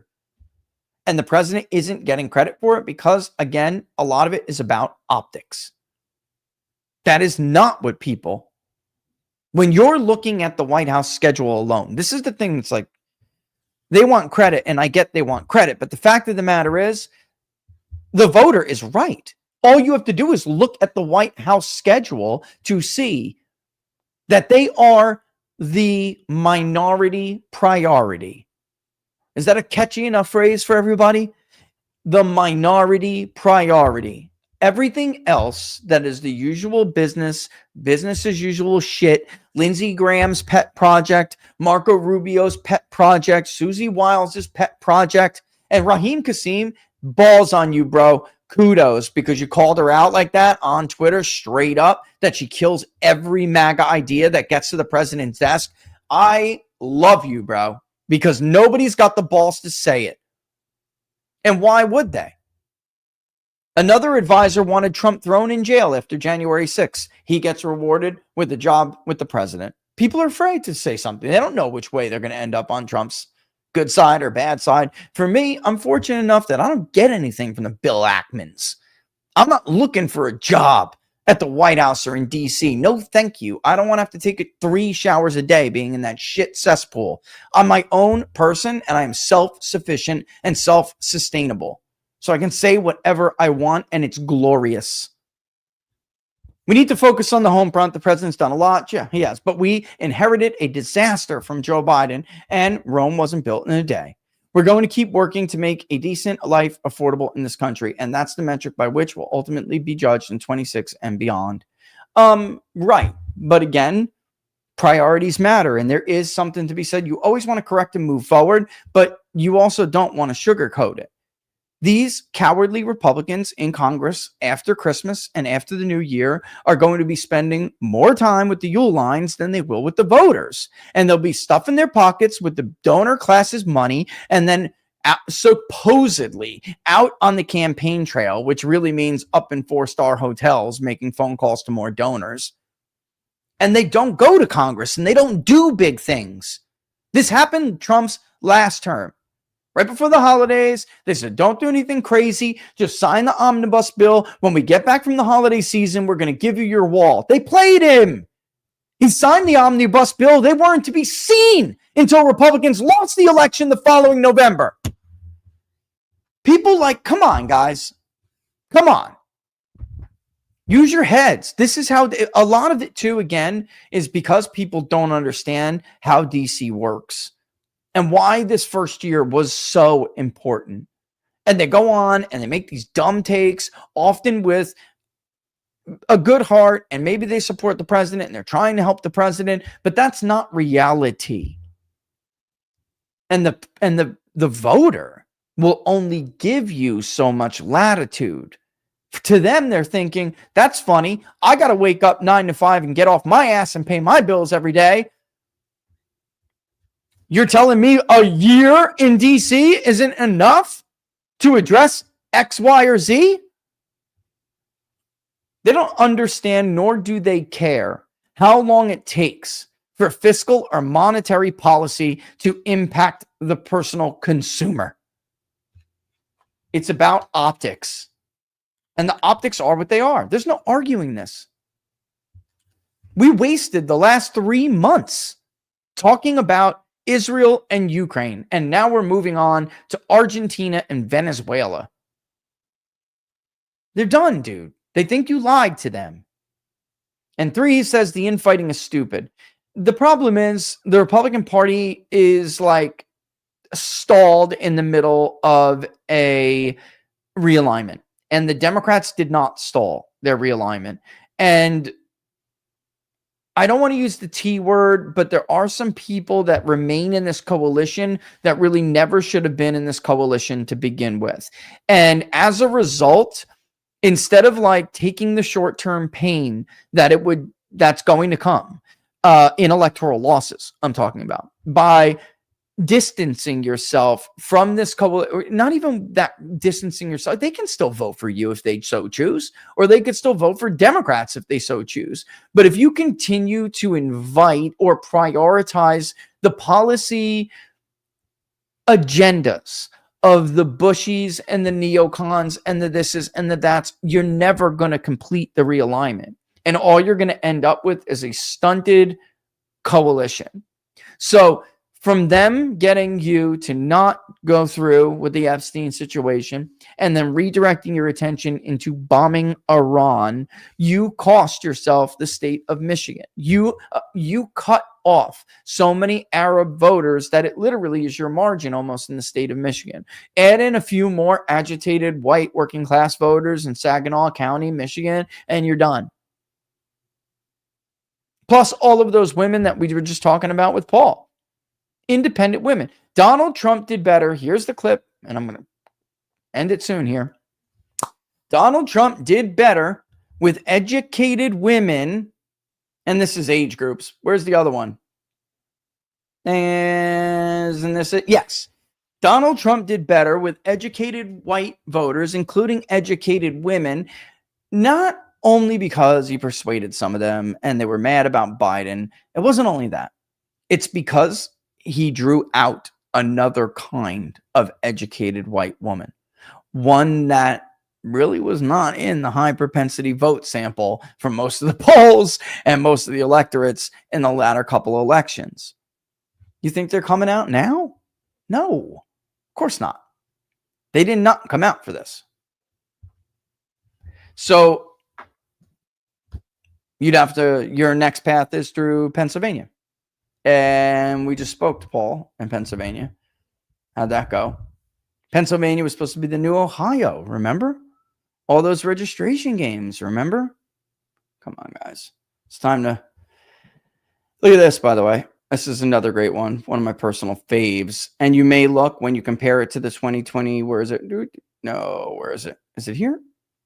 Yep, there it is. The 2022. Oh, I was clicked on the wrong one. But there you go. When you compare it to Republicans, you'll actually see that among those who have a high school or less, right, they had the same share as Trump. What's the difference? Donald Trump brings out more of them. Those people did not vote for the neocon agenda. They didn't come out for the first time in forever for the neocon agenda. And that goes the same for those white educated women that Donald Trump somehow got to come out and change the margin. It's all right there in the Pew Research survey, guys. We've been over this before. And it was in our polling before the election. And again, they did it because they believed in America first. They did not believe in the old tired politics of Bushism. All right. Yeah, the old blue collar Democrat in Ben Salem. Right. Which was, for those who don't understand Pennsylvania elections and politics, Ben Salem is a pretty freaking important area. It's obviously it went the blue collar working class went Democrat last night, actually. So except for mayor, right, Paul? But he's been there 35 years, right? I mean that's a little easier, but that is a huge red flag.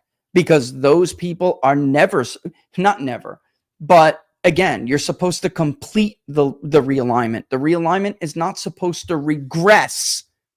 And the blue collar Democrats that vote for Donald Trump in Pennsylvania, in Ben Salem, Pennsylvania, are not supposed to go back and vote for Democrats. They did. And you can see it in Passaic County in New Jersey. You can see it everywhere in New Jersey. It's honestly, we don't have, it's already 3:51. I'm going to have to call it a wrap here, but it's all over the map. I will end with one of the things that I said to begin with. It's always astonishing to watch people argue a position that isn't supported by the empirical evidence, data. It's incredibly astonishing to watch people argue a position that is disproven by a wealth of evidence like the wealth we have here. This never had to be like this. This coalition could have defied the odds.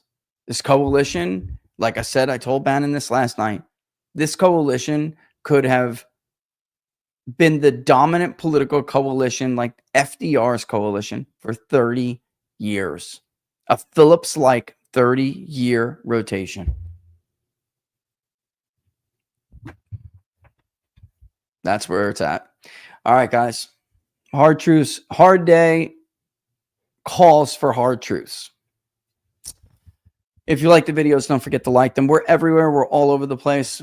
Locals, Rumble, YouTube, Getter, X, you name it. Yeah, we're even streaming on X again. But the best place to follow us is right here, peoplespundit.locals.com. peoplespundit.locals.com. If you want to be a part of a better, more deeper conversation, sign up and become a member of the Locals community. None of this would have surprised you if you were a member of the Locals community. They've been seeing it and talking about it now. We had just gone over, especially in the last 2 weeks, the issue with the age demographics, what they voted for, what they identified as, in the context of this stupid debate that I want to say the Republican Party's having with itself. But the truth is, there is no Republican Party. They're nothing. They're a party. You ever see a remora? You know what a remora is? It's like this fish that just like latches on to the side of a great white shark and then feeds like a parasite. But the great white allows it because sometimes it actually cleans them up. The Republican Party is a remora attached to Donald Trump, but in this case, they don't clean up anything. They're just totally useless, waiting for scraps. Kick the remorse to the curb. Run out of time. Yeah, you're going to have short-term pain if you do it, but you know what? You're headed for short-term pain anyway. I appreciate JD's optimistic sentiment, but it is very unlikely that this will turn around by 2026. Just being real. It has become painfully obvious that Republicans cannot get these voters out to vote when Donald Trump is not on the ballot. And now, at this present moment, they have stained Donald Trump. They have hurt him with the voter. And I'm not even sure he can do it. Now, he can gin up turnout in Senate races and House races in the midterms. He did it in 18, even when his numbers weren't great. He can do that. He can, there are going to be some nail biters that really should never have been nail biters. But at the current moment, you really have to consider whether or not you want to salvage your end of this. What you want to achieve going forward. Because they're just going to drag you down. They're going to destroy your presidency. They already did. I will leave it here for real. The neocon wing of the Republican Party is on the verge of destroying their 5th Republican presidency and most of the people's watching this video's lifetime. Ronald Reagan came along. They were always commies, domestic commies. The Irving Kristals, right? This was a Trotskyite. And his son, Bill Kristol, right, later, and all of them. Charles Krauthammer hated Ronald Reagan. George Will hated Reagan. He unfortunately let them get their hooks in his administration because go back and watch the Halloween episode. He bought into the argument among certain religious factions on the right, and they almost got impeached for it. That's how his presidency ended. But it didn't matter because potentially that movement could have survived. It just didn't because they destroyed the presidency of Herbert Walker Bush because he is one. I mean, he's half one. He wasn't full-blown neocon. And then they were done. Dead. Until Bush's son came around with a message that sounds a whole hell of a lot like Donald Trump's. We don't want to be the policeman of the world. We need to refocus on the working class. And oh my God, the Ross Perot voter came back. 9/11 happened. Changed Bush and who he was. He let the neocons in. They killed his presidency. And indirectly, I would say, killed the economy. Because that's all Bush could focus on. Even though Hank Paulson knew the economy was in trouble, they were too busy. They had no political capital left to spend on addressing the subprime mortgage crisis, which people knew at that point by then. Fannie had a problem. They didn't know the breadth and the scope of it, but they knew they had no political capital left. They spent it on Iraq and Afghanistan. And now we come to find out, never mind. I'm not going down that road. And there was no Republican hope for the presidency until Donald Trump came along, and he sure as did not come along with promises of being a neocon. He came along calling them every name in the book, including retarded.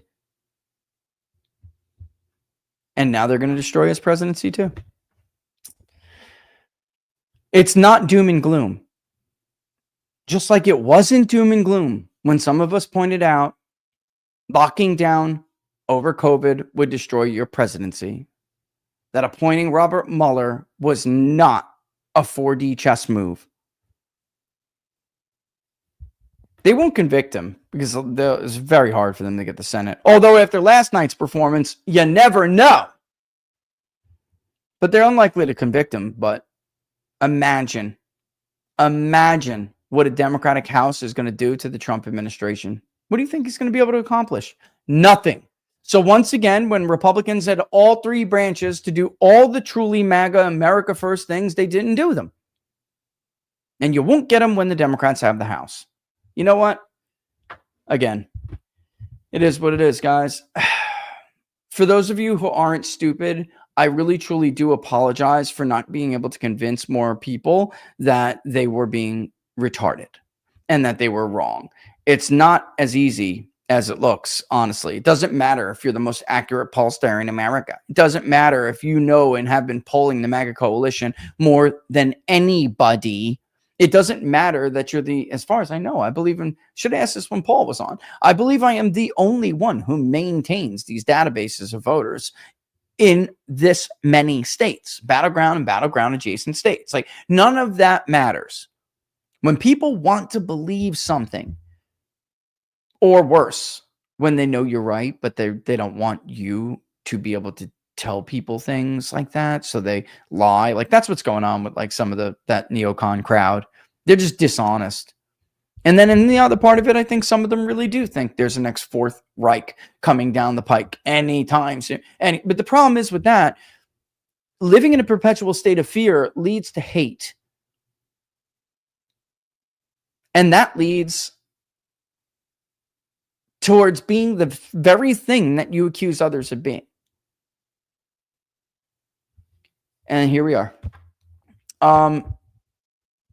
It's hard to convince people of that. So, I apologize for it. I wish I did a better job for some of you guys out there. I really do. But, I'm just a private pollster YouTuber. What can I do? All right. Nothing but love for all you guys out there. Let me see real quick then. Oh, there are some okay. I'll go through some questions. That's cool. Let's do it. And locals, you got some up there too? Oh, hell, of course you do. Okay. I always try to answer all these like sticker questions, or what do they call, super chats and sticker tips or whatever on locals after elections, because I always know that people's anxiety levels or their elations, depending on who you are and what you believe, are super elevated. So I try to get that. Oh my God, I know who you're talking about. You're talking about Russell. Was his name Russell? Oh my God, do I still have that clip? Okay. Yeah, this was, and what did Russell cite in that clip? So he will go on to say that he doesn't buy the Epstein shit. It's all bullshit. And they're making us, they think we're fools because they're backpedaling on it. But it really came down to the bombing of Iran after all of this. And he said, you have lost me. I will cost you the midterms. Me, my voter, my kind of vote. You could not win without us, and we will not vote. Or in some cases, they'll flat out vote for the Democrat. We will cost you the midterms. We're out. Oh, I wish I'm going through Zelensky sniffing cocaine. What's this? This is hilarious. But no, I don't normally keep all of these old clips. He's referring to somebody, a voter. I believe his name is Russell. And if I'm wrong, buddy, and you watch the show, I'm very sorry. I couldn't remember your name. But you know what? You're invited to come on and talk. But he's on Mark Halpern. He'll be on, he's part of Mark Halpern's voters that he returns to every once in a while. Sir, you're from Pennsylvania, and you are super angry. Oh, never mind. Siri thought I was talking to her.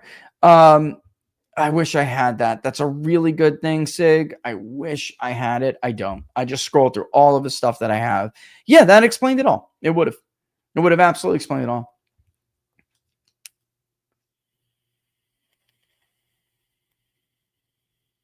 If I thought I could maintain my standard of living, I would join the cause. I'm on the mathematically adjacency to your tool sets. Actually, that's pretty funny. Hey, listen. And nobody holds it against you. Despite what Con Inc., who lives in like a 6,000 square foot house in Loudoun County, says or believes, it is tough out there. And I am like one of the rest of you, although I'm not indigent, of course. Although don't believe the Wikipedia BS. I am not worth that much money. All right. My own kids came up to me and were like, Dad, Wikipedia says you're worth. I'm like, well, I'm not. I mean, you have values in homes and stuff and assets, but like that is not how much I'm worth, guys. That's BS. They just take a shot in the dark. I am one of you guys. All right. Do you think this is enough of a wake-up call to save the midterms, or are they going to stick their heads in the sand again? I think they're going to stick their heads in the sand. Trump seemed extremely disturbed by the results of the election. He's talking obviously about yours truly in that tweet because he was obviously watching War Room or somebody showed him the clip. I flipped out. I flipped my shit. You're right. I did, because it's frustrating to watch these wannabes, you know, like day in and day out. They're not smart. After I was talking, and I hope he doesn't get mad, I was talking to a dude, I'll just say the dude from Real Clear Politics after Trump was elected. And one of the things we were talking about is how on the right, after they win, all the dumb people get all the influence and all of the resources. And on Paul's like, right? Paul and I talk about this all the time. All of the morons get it. And it's like, because they did a favor or they know somebody or this or that. They're stupid people, base. I wish I could tell you something that is like, you know, a little bit more hopeful. These are stupid people, and worse, they're the stupid people who think they're smart, and those are the most dangerous people out there. Maybe one time I'll have Paul back on and we could tell you about an experience we had where they just they're so dumb they poach ideas, and then when they try to like implement those ideas, they misinterpret their ability to do that. I'm trying to walk a line here because it would be a great story to tell you with detail, and I can talk to you about who we're talking about and everything. Right. And then when they lose, they go back to the other side anyway, make more money, and come back and pretend later that they're like the fighters for you. Like, it's such a scam. It's a grift. It's a total grift. So yeah, I wish I could tell you yes, but honestly, if you guys want my honest opinion, I don't see Trump doing what Trump needs to do to correct this. I hope I'm wrong. I hope tomorrow he calls me and he goes, you know what, Rich, shut the fuck up. You were wrong. You know, I'm kicking this piece of shit out. I'm doing this. We're going to do that. We're going to do this. I just don't see it. I just don't. I've seen this movie before. Not just with Donald Trump, with other presidents. You get isolated. There are these factions and they get all up in your head and they mess with you. And I have every bone in my body believes that the president believes in MAGA and believes in America first. It's just so easy to get isolated, and then they flatter you something, no offense, he is very susceptible to. And I wish, I mean, I tend to think JD is somebody who has great instincts, and yet I would say I am lucky if I am able to get 80% across, you know, of what I try to convey to even somebody like JD. I just don't know. I don't know how. And he's in a terrible position. I don't gauge JD for anything. I think he's doing a phenomenal job for the position he's in. It's the position of vice president. He is not the president, right? And he's a great diplomat between the administration and the movement. But guys, I don't know. It's a lot of voters to convince that you didn't mean it. You know, I don't know. I said for a year, guys. It's November 5th now. Look at a year, and Trump had this historic victory. You know how many people texted me that tweet and was like completely out of touch, including people in Washington, D.C. I have spent the last year trying to explain how crucial it is that they convince voters that the party is like Donald Trump, not that they are capable of steering Donald Trump toward the party. And that was, I thought, a very simple message. And it wasn't, apparently. So I hope, you know what? Prove me wrong. I hope they do. But I really don't see it. All right, the rest you can't see on them and have to read them. I won't read his name. I'm a 4 out of 4 voter, and I'm done. There you go. He's not alone. He's not alone. He's all over the place, actually. That voter is all over the place. All over the place. You can see him in Jack Citarelli's underperformance. You can see them in Virginia's underperformance. Across the board, you can see it in Pennsylvania. It wasn't just the low prop, and especially the populist independent that Barnes and I tried to pound on again. It's not just them. There are actual 4 out of 4 Republicans that just said, done. And they're in the polling. We give you a complete vote history. And when we give when we do the public polling project. Speaking of which, by the way, obviously the New Jersey Public Polling Project did not fund. All right. So we have the Christmas poll coming up. We have a lot of stuff coming up. So I will move that into that. I don't know how I'm going to like physically show you that, but when we just take, I'm going to take what funded from New Jersey and put it into the fund for the other public polling project. Because as you can see up there, truth be told, the fall project didn't fund fully either, but we promised RCP we'd have a quarterly poll. So I had no choice. So we just did it. Plus I wanted to do it. One last maybe attempt to get people's eyes to open. I mean, is the headline not big enough? What was that? Trump's approval rating declines further in October. Poll. Majority of voters say not enough focus on domestic issues. Look at the issues in that. Oh my God. We did ranked choice. We did ranked distribution. You could clearly see voters from the Trump coalition and the Harris coalition actually in pretty clear agreement, which is weird, that this is not what we want our government to do. No problem. And then, by the way, I will just say this. That freaking stunt before these elections by the Republican Jewish coalition, that's what you're slipping and slurping on your martinis and stuffing each other's pockets with money. That's how you spent the last weekend before an election. That's what you spent money on. By the way, you think Mark Levin went there out of the goodness of his heart and gave that speech? Or Randy Fine, for that matter? Oh, no. We promise to give your next campaign X dollars in contributions. Mark Levin's speaking fee, I'm sure, is fat. Like him.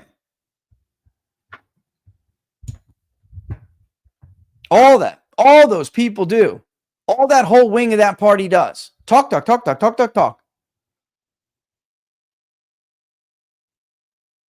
By the way, there's some people here, Paul, if you're listening, there's some people here, that said, saw what happened to you last night, and basically saying sorry. It's a tragedy for your county, one person says. It is a tragedy.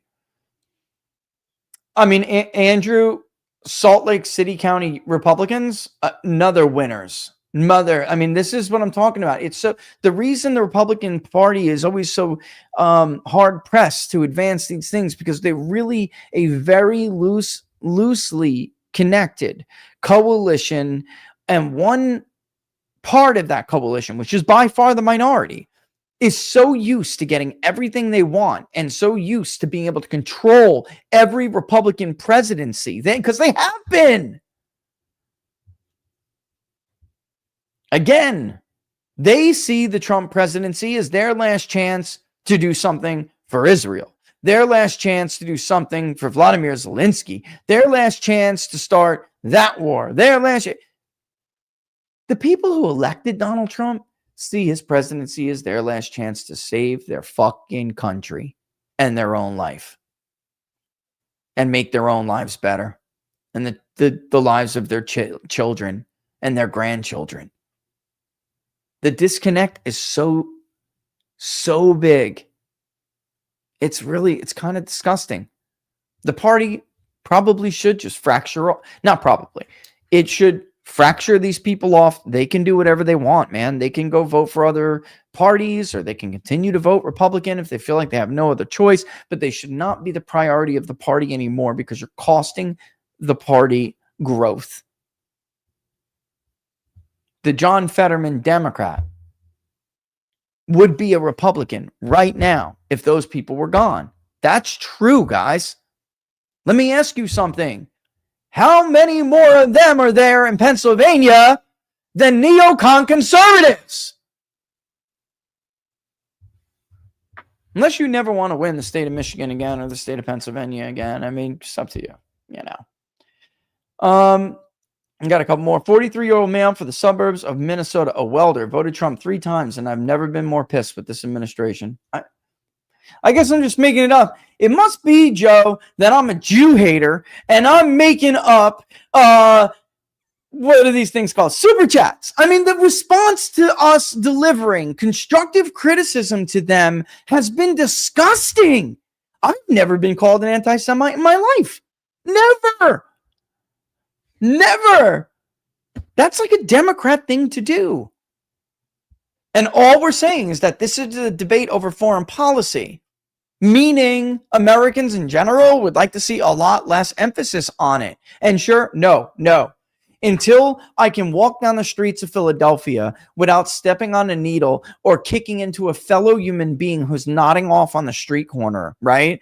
Until I can put my son through school, until I can pay for my kids to have daycare, right? While I try to work and scrape by, until I can afford my rent, until I can afford my mortgage, until young men aren't going around with hacksaws and cutting their penises off because they're freaking crazy and don't know where they fill this. They don't know what role they fill in society anymore in this crazy ass world.